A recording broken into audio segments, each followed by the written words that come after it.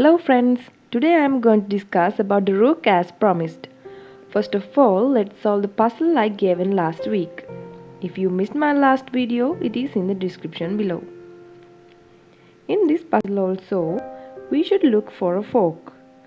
So, the first move for white is knight takes e4 bishop and attack the black king. Then black should retake that knight with his f6 knight. Now white can take black's other knight on c6 with his e5 knight.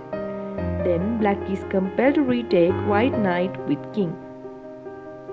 Now white has beautiful fork move bishop to g5 check. Black must move his king and then white can take black's knight.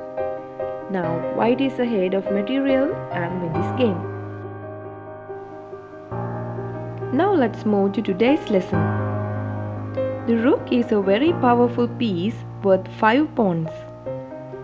In this position, the rook on e5 can touch any of these squares.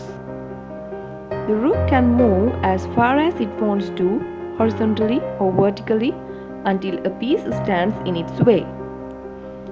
So, in this position, this rook can move to any of these squares. Now, if there were a pawn, say on c6, the rook could only move to these squares, and it would also have the option of capturing the black pawn on c6. Rook on c3 takes c6.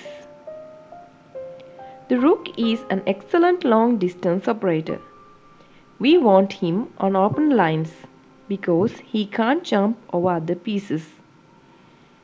On an empty board, the rook controls the same number of squares whether placed in the center or the side of the board.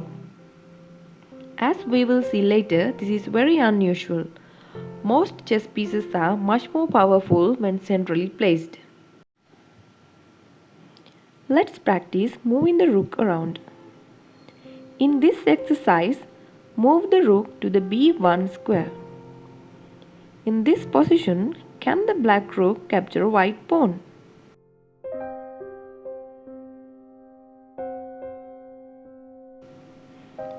As you know, the king is the most important piece in your chess army.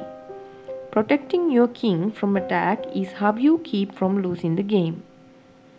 Because it is so important, there's a special move called castling, which you can use to put your king in a safe place. Castling is the only time in chess in which you are allowed to move two of your pieces, a king and a rook, in one move. Here is a board setup with only the white king and the two white rooks. You can castle either to the king's side, which is called castling short, or to the queen's side, which is referred to as castling long. In this exercise, we will castle king's side.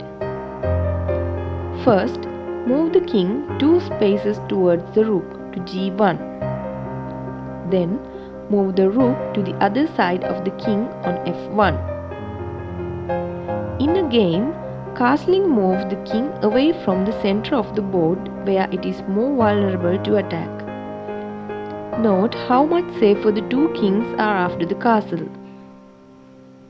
Here, white castles queen's side and black castles king's side. It is usually a good idea to castle early in a game, both to protect the king and give the rook a chance to control the center files. There are 4 important rules that govern castling. Rule number 1. The king and rook may not have moved from their starting squares. In this board setup, white cannot castle to either side because both rooks have moved from their starting positions. Even if one of the rooks moves back, white still cannot castle. Rule number 2. All of the spaces between the rook and the king must be unoccupied. In this diagram, white cannot castle king's side because the knight is in the way. But he can castle queen's side because all of the spaces between the king and the rook are empty. Rule number 3. The king cannot be in check. In this position, it would appear that white can castle king's side because neither the king nor the rook has moved from its starting square and the spaces between the king and the rook are empty. However, the white king is currently in check from the black pawn on d2, so he cannot castle. Rule number 4. The squares that the king passes over cannot be under attack, and since you can never move your king into check, the square to which it is moving cannot be under attack either. In this position, the spaces between the king and the rook on the queen side are open. However, the d1 square is guarded by the black rook on d8. So, the white king cannot pass over it. Castling is illegal.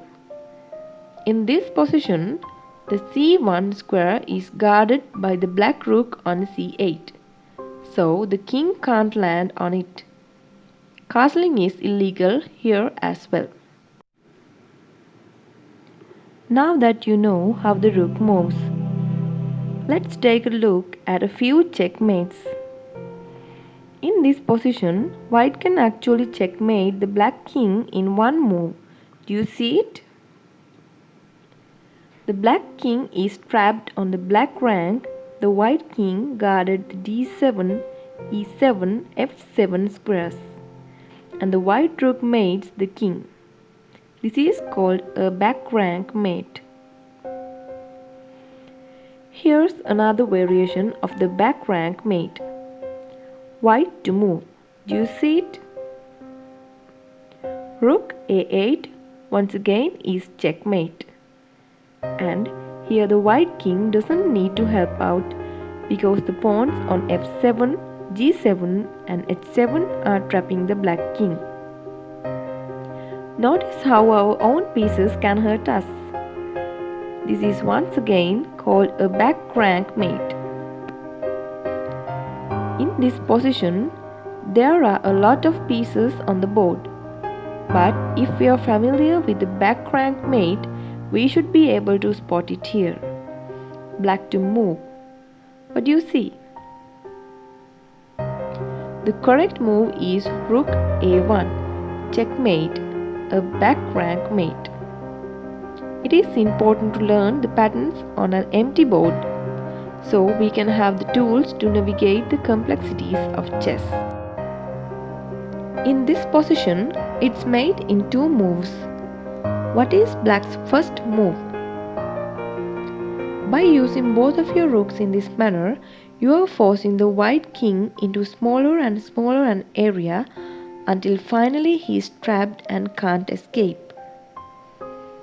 Now I hope you have a good understanding of rook. Now let's move to our today's puzzle.